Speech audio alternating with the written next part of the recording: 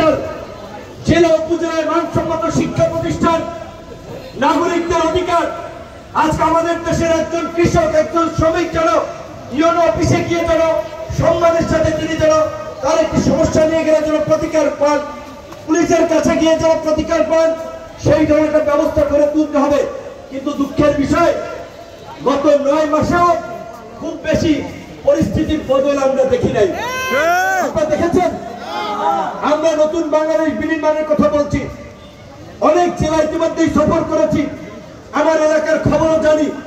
দক্ষিণাঞ্চলের বাড়ি, চরাঞ্চলের মানুষ একটা ছোট্ট নদীর খেওয়া পারাপারের নৌকার আপনার টেন্ডার নিয়েও 3-4 গ্রুপ হামলা মামলা করতেছে। স্কুল কলেজের সভাপতি সেক্রেটারি পদে কে বসবে সেইটা নিয়েও হাঙ্গামা শুরু হয়ে গেছে। পেশাজীবী সংগঠন, এমনকি প্রেস ক্লাবের মতো প্রতিষ্ঠান দখল নিয়েও প্রতিযোগিতা শুরু হয়ে গেছে। তো তাহলে এই যে দখলদার মুক্ত করলাম, কিন্তু এই জুলাই পরবর্তীতে একই চিত্র আমরা দেখতে পাচ্ছি। এইটা তো আমাদের আকাঙ্ক্ষা ছিল না, এইটা তো আমরা চাই নাই।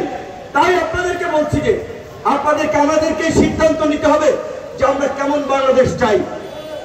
আমরা যদি অনেকে মুসলমান, অন্য ধর্মের অনেকে আছেন, মুসলমানদের পবিত্র ধর্মগ্রন্থ একটা কথা আছে, দুনিয়াতে যত বালা মুসিবত মানুষের হাতের কামাই। এখন আপনারা যদি চোর, বদমার, মাদক ব্যবসায়ী, চরিত্রহীন, লম্পট মানুষকে নেতা বানান, তাহলে সমাজে ভালো কিছু হবে? ভালো মানুষকে নেতা বানাতে হবে, ভালো মানুষকে সমর্থন করতে হবে, যারা ভালো কাজ করে তাদের পাশে থাকতে হবে। আজকে এই ব্যবসা বাণিজ্য দখল, প্রতিষ্ঠান দখল, পেশি শক্তি, আধিপত্যের রাজনীতি গত 9 মাসে একই চিত্র দেখেছি। আমরা এই ব্যবস্থার পরিবর্তন চাই। সেই কারণে আমরা